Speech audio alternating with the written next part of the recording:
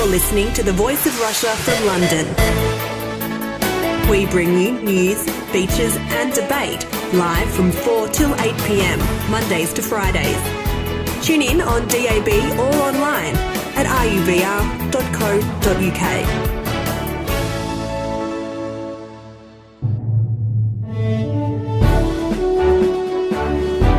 Hello there, you're listening to the Voice of Russia in London. I'm Tim Warplate.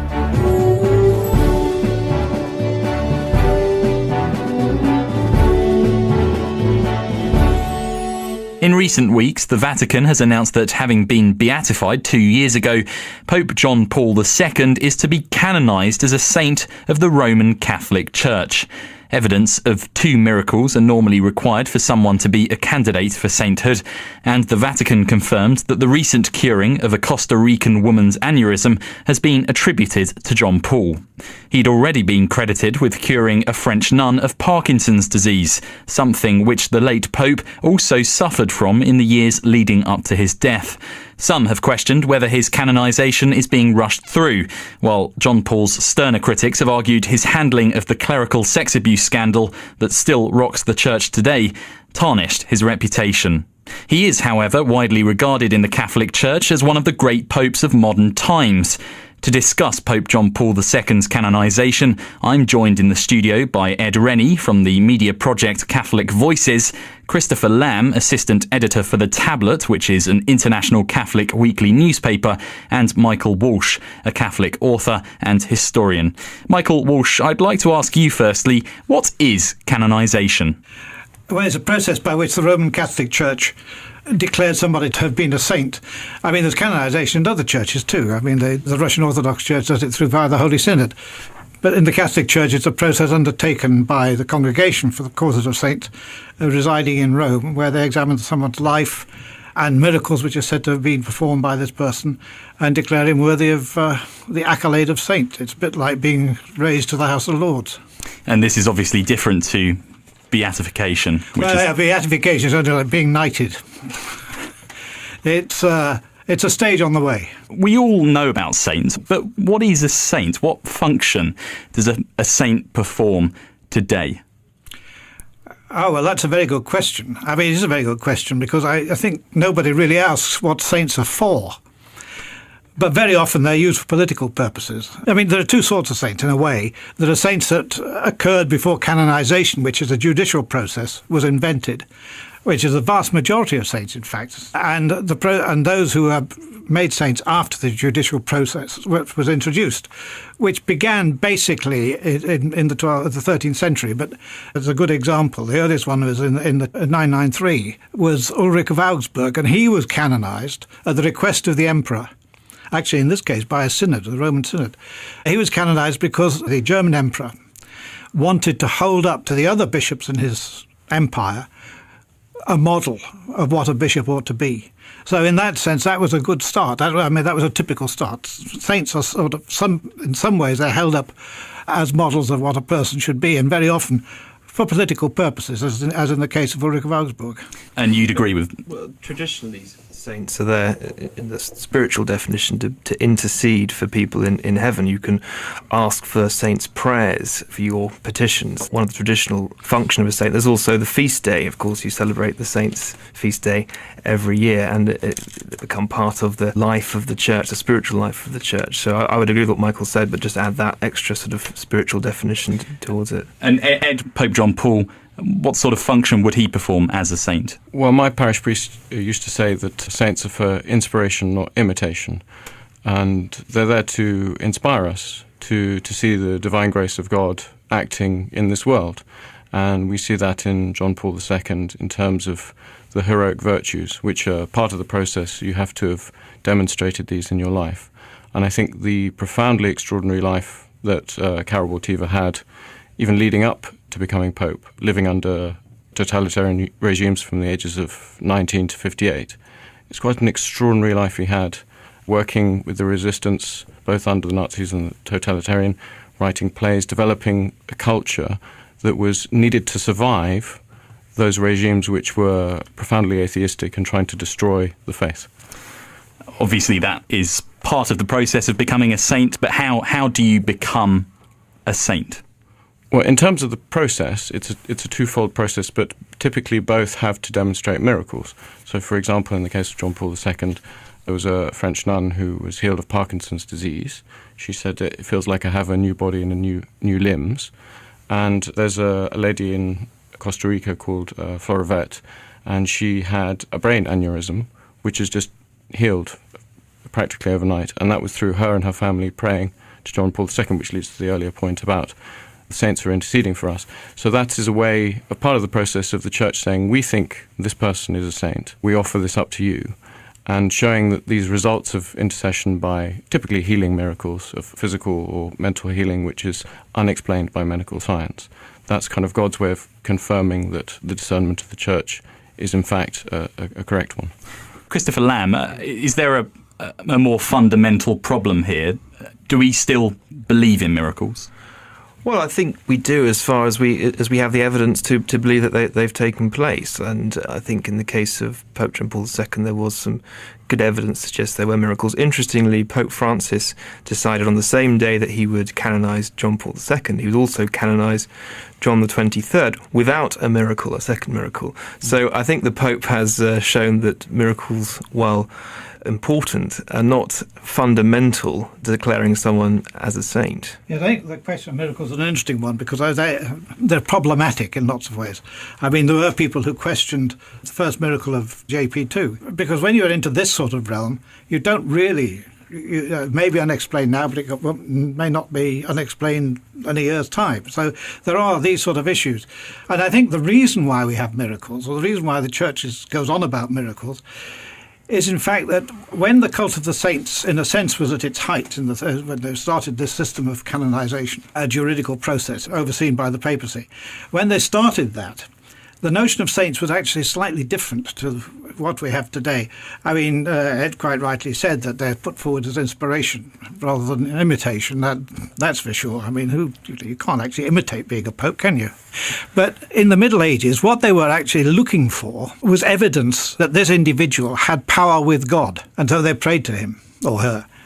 And they collected miracles. I mean, this was in the archives. There are great quantities of these collections of miracles for the saints, not many of which we wouldn't think of as miracles these days, but there we are. But anyway, they wanted evidence that the person was powerful with God. And in a sense, the demand for miracles is a relic of that and could well be done without, frankly. I did a bit of research on this. One saint, I think it was about the 9th century AD, Saint Denis, he was martyred after he was executed, but he picked up his head, walked 10 kilometres to a new burial site, and that was one of the said miracles. So I guess you feel that... cathedral on the spot. Yes. Yes, exactly. I mean, it's a bit difficult to believe. However, you have actually raised a point that you don't need a miracle to be a martyr. If you've actually died, you don't have to produce a miracle, even in the present dispensation. You don't have to produce a miracle to prove you're a saint. If you've died for the faith. It's certainly the case that everyone who's been martyred for their faith is considered a saint, and that, of course, there are millions of martyrs who have not gone through this process, partly because we don't know about them, often because they were living under totalitarian regimes. There may be people who've been martyred in China at this time, for example. The Church considers these people saints because of that demonstrates the fortitude and the courage that it is implicit in the heroic virtues. Ed Rennie, what's your opinion of miracles? Would you agree with Michael that maybe they are of a time past, perhaps? I don't think that's the case, because if you look back very traditionally, saints were made by popular proclamation. That's by the local church. The introduction of miracles is actually something more recent than that. But I think also it's not redundant in the sense because we are talking about the faith of a living God who has an interior reality. And we're trying to move towards kind of practical atheism. It's interesting, John Paul II did actually talk about this. And there is a danger for our faith that if we're living day to day as if God didn't exist. And I think that's possibly a difficulty for us, living in the world as it is, which is so, in the Western world at any rate, where the divine and the spiritual has been, to a large extent, pushed out of the common life. That's not a road I think we should go down on, bearing in mind that traditionally miracles were not required. Christopher Lamb? I think the key thing about saints, as I understand it, is this idea that a cultus develops around them. Cult's not very good word. It's that people genuinely believe this person is holy. And a lot of people feel that about John Paul II. On the day of his funeral, they said Santo Subito, saint now. Even more so, probably, in Italy with John the 23rd, they felt he's been a saint for a long time. And I think that's actually the most important thing, whether or not the ordinary faithful feel there is something holy about this person. And I think the problem with the miracle is that we say, right, well, we have to have a miracle now, when actually this holiness is coming through. And I take your point about the sort of living as if God doesn't exist, but then, of course, we also have the quotation from our Lord himself saying, happy are those who have not seen yet still believe. And to have evidence all the time that this person is holy from miracles, I think might be kind of overplaying it a bit. I don't disagree with that. I just wanted to say that I think the importance of what I'm saying is not to dispense with miracles entirely. Our faith is founded upon the resurrection of someone who is God incarnate. And I just think there's a danger that if we're putting miracles to one side, saying they're redundant entirely, that's a dangerous process when the founder of our faith miraculously resurrected from the dead and ascended into heaven. Now, if we're saying that, that's the foundation of our faith. We can't reject that and still call ourselves Catholic Christian. That is essential to our belief, and therefore to dispense with miracles entirely would, I think, ultimately undermine our faith. You're listening to The Voice of Russia from London. I'm Tim Walklate, and today I'm discussing the canonization of Pope John Paul II.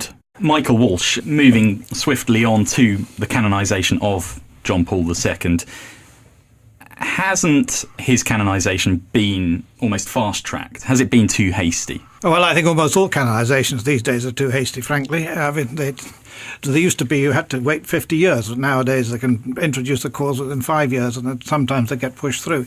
I think it's a mistake, frankly, to do that, because you have to really sit around and find that this person is of enduring importance in the life of the Church, and not simply something like JP2 may very well be of enduring importance in the life of the Church. I'm not necessarily knocking him, but you do have to see that the cult of this person survived. I mean, I think talking about the cult, the devotion to an individual, is actually very important, because that is really quite serious, a quite serious issue.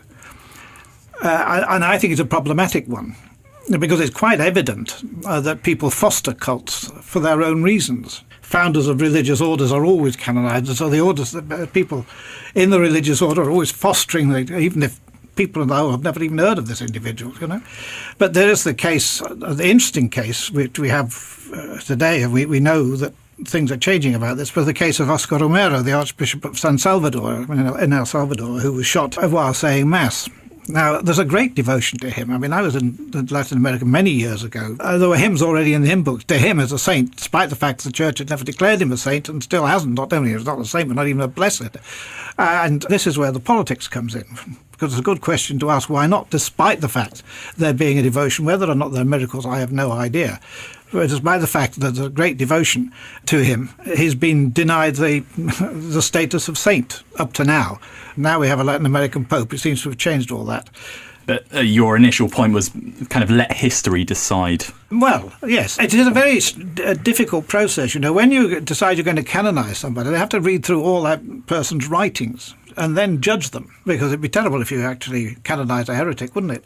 So you have to read through everybody's writings. And that all takes time. And as I say, you've got to hold them up to judgment of history as to whether these people really are as significant a person down the centuries as they appeared to be at the time that they died. The other thing about them is that it's sometimes the least likely people who are the most popular.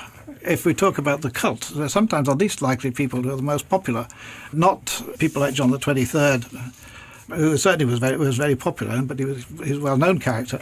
But somebody like Benedict Joseph Labra, for whom there was an enormous devotion in Rome, but then you wouldn't want to imitate him. He lived on a dunghill. But he had this extraordinary life. And it's that, I don't really think that's the problem for me. I don't think that John Paul II did lead an extraordinary life. But certainly Benedict Joseph Labra did. Lots of points there, but I think we'll stick to, in terms of haste, Christopher? Well, traditionally, a while ago, and Michael will correct me if I'm wrong, there used to be a 50-year mandatory waiting period between someone dying and a cause for canonization opening, because there has to be a cause, has to be open. And then it was reduced to 5 years. And then Pope Benedict XVI for John Paul II said, right, we're not even going to wait the 5 years for this cause. So I think there has been haste with John Paul II, and we'll have to just wait and see. I mean, I personally would like there to be more time, and I think, than John Paul II. I think in some ways, by doing it too quickly, you sort of detract from the man himself. I think if you let it happen in the right process, then actually, well, we will see, and we will judge whether John Paul II has got that devotion, that sanctity. I'm not denying for a second that he's a saint. I'm sure he is, but I think the time thing is important, and I think they should have waited, because you leave yourself open to the charge that this is being done for political reasons, and the people are pushing this forward too quickly, and you actually end up detracting from the greatness of John Paul II, who I think was a great man and an extraordinary man. But when you get people shouting "Santo Subito," millions, it's almost surely the people's will should play a part. Yes, it should. But at the same time, the time thing is important. And if they're still shouting "Santo Subito" in 10, 20 years' time, well then, yes, let's do it. Ed Rennie? We have to recognise that originally in the history of the Church, it was by popular proclamation. It was the devotion of the people in the local church. This is someone who has a significant personal devotion throughout the global church. He was particularly important for those churches that were in developing countries. And I think also this is haste, but is it just haste? And this is where the miracles come back in, because the miracles are very useful in quashing this concern of being incautious. Because here we have two very distinct medical miracles.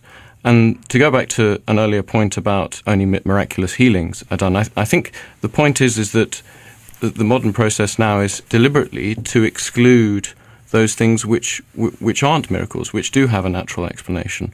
Or, for example, where someone claims a miracle has happened and where they've been healed and they haven't been healed.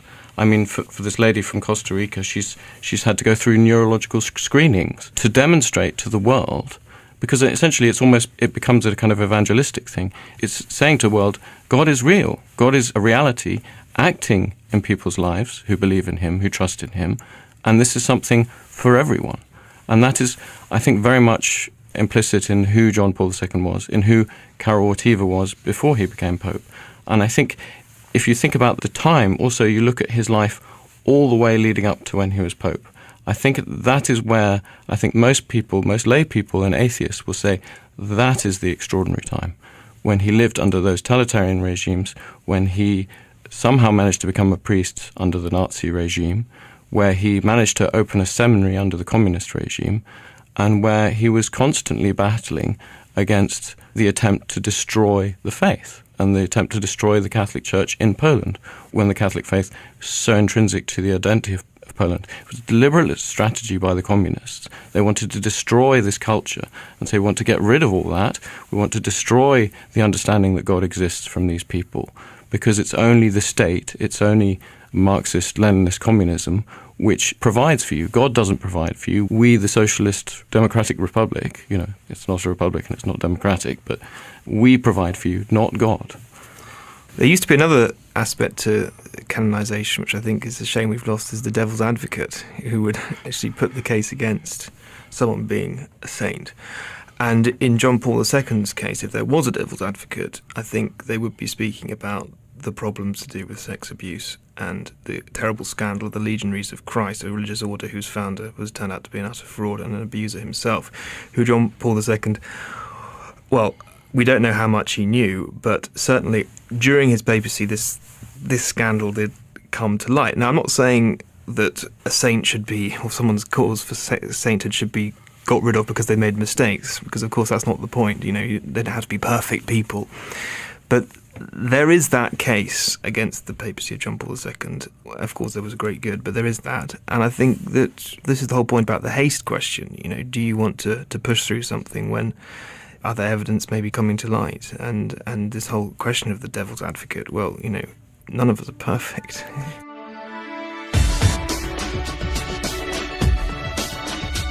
You're listening to The Voice of Russia in London. I'm Tim Walklate, and today I'm discussing the canonization of Pope John Paul II. Joining me in the studio to discuss this is Ed Rennie from the media project Catholic Voices, Christopher Lamb, assistant editor for The Tablet, which is an international Catholic weekly newspaper, and Michael Walsh, a Catholic author and historian. That's an interesting point. Can a saint be human? Can a saint make human error? That's the whole point about being a saint, is that Yes. you don't follow, as you were saying, you don't imitate the saint, and the saints make terrible mistakes, but the saint continues despite the problems. Michael Walsh? Well, of course you can be a saint. I mean, look at St. Augustine. Make me chaste, but not yet, he said famously. I think, well, in one sense, we're talking about the canonization of JP2. The thing that strikes me about this, I mean, I entirely take the point about Maciel, the founder of the Legionaries of Christ, being a serial abuser, and it does seem, because as soon as we had a change of Pope, and Benedict XVI came along, the first thing he did was basically to dismiss this man and send him off to his novitiate, where he never went, in fact, but that's where the Pope wanted him to go. Did seem as though somebody was protecting him, and as soon as there was another Pope, that stopped. So that is a serious question. I think that an even more serious question for me is whether we should be canonising popes at all, not just in a hurry, but at all, because it seems a very odd thing for one pope to canonise basically somebody who was more or less his predecessor but one. Anyway, I mean, I know Gregory VII in the Dictatus Papae back in the 11th century says that all popes are saints. I mean, if Edward Gibbon were alive today, he saw the Roman papacy as a reincarnation of the Roman emperor. Well, I think he would now see the popes deifying their ancestors. That's what it looks like. But I guess as Ed pointed out earlier on, Pope John Paul II was one of the most influential figures of the 20th century, not just to Catholics, but to everyone. Yes. Does that exempt him at all from your point of you shouldn't make a Pope a saint?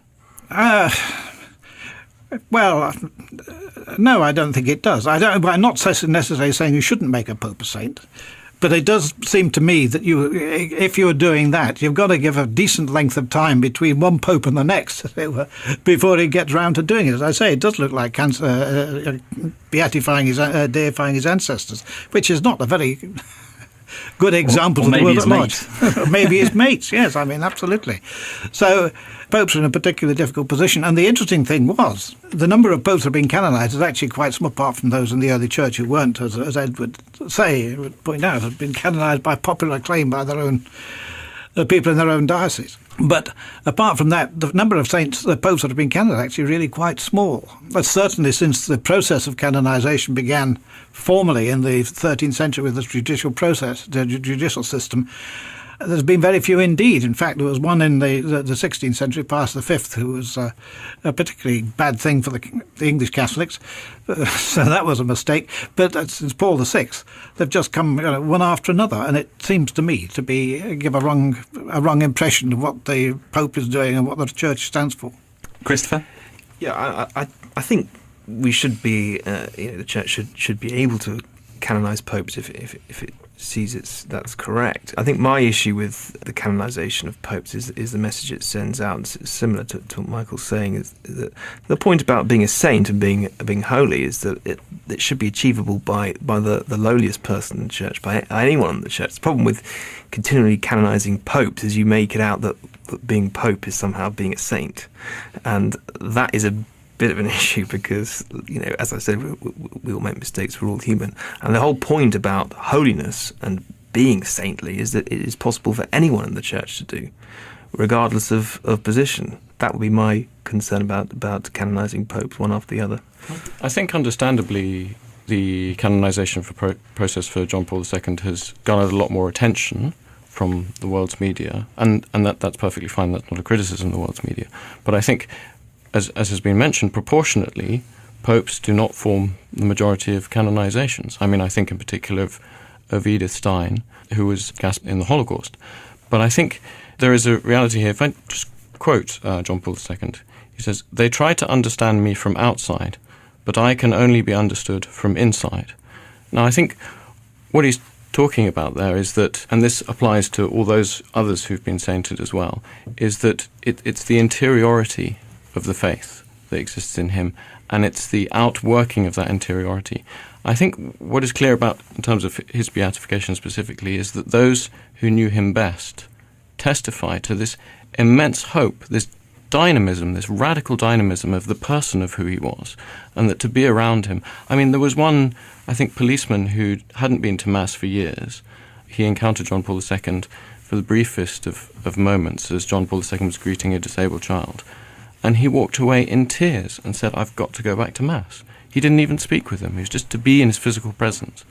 And I think that is where we begin to understand what it is about saints, that the reality of who they are is just to be around them draws you closer to Christ, draws you closer to your faith. It deepens your faith. And the famous prayer in the Gospels that says, "Lord, I have faith, but help my faith." And that is what the saints do. This is the inspiration that we've touched on briefly.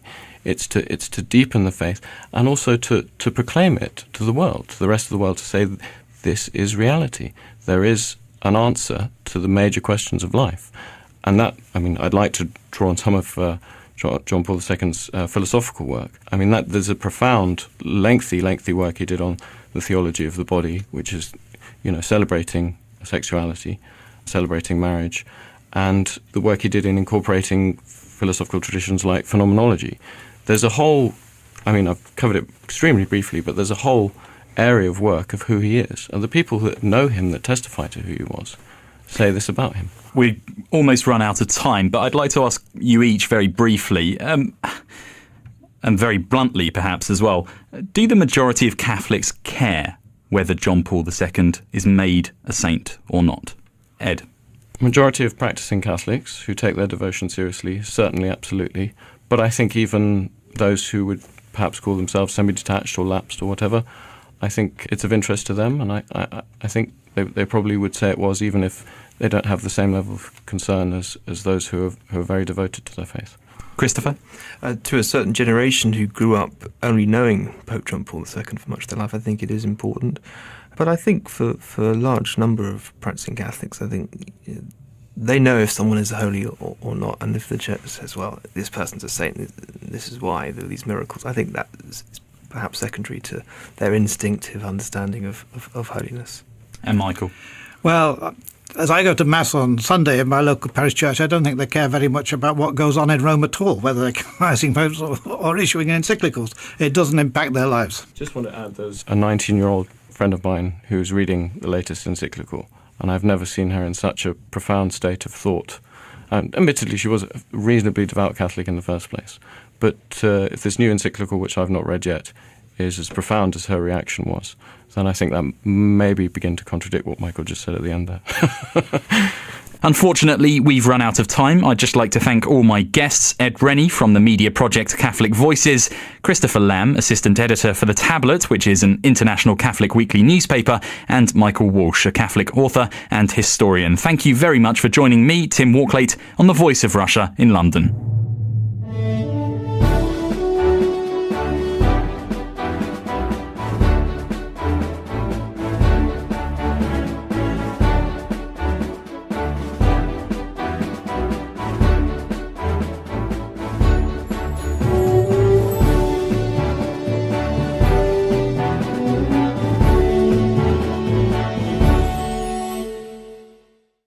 The accolade of saint. It's a bit like being raised to the House of Lords. And this is obviously different to beatification. Beatification is only like being knighted. It's a stage on the way. We all know about saints, but what is a saint? What function does a saint perform today? Oh, well, that's a very good question. I mean, it is a very good question because I think nobody really asks what saints are for. But very often they're used for political purposes. I mean, there are two sorts of saints in a way. There are saints that...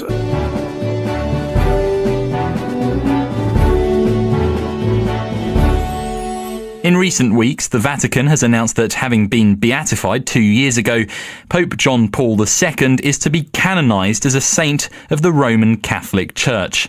Evidence of 2 miracles are normally required for someone to be a candidate for sainthood, and the Vatican confirmed that the recent curing of a Costa Rican woman's aneurysm has been attributed to John Paul. He'd already been credited with curing a French nun of Parkinson's disease, something which the late Pope also suffered from in the years leading up to his death.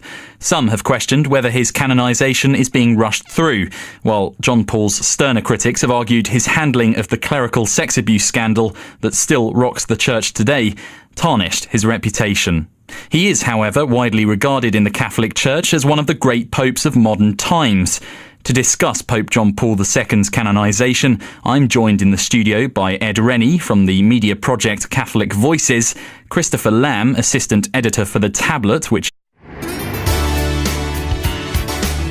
You're listening to the Voice of Russia from London. We bring you news, features and debate live from 4 till 8 p.m, Mondays to Fridays. Tune in on DAB or online at ruvr.co.uk.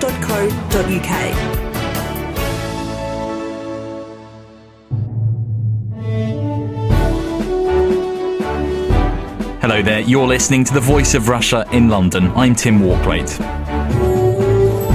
Is an international Catholic weekly newspaper, and Michael Walsh, a Catholic author and historian. Michael Walsh, I'd like to ask you firstly, what is canonization? Well, it's a process by which the Roman Catholic Church declared somebody to have been a saint. I mean, there's canonization in other churches too. I mean, the Russian Orthodox Church does it through via the Holy Synod. But in the Catholic Church, it's a process undertaken by the Congregation for the Causes of Saints residing in Rome, where they examine someone's life and miracles which are said to have been performed by this person and declare him worthy of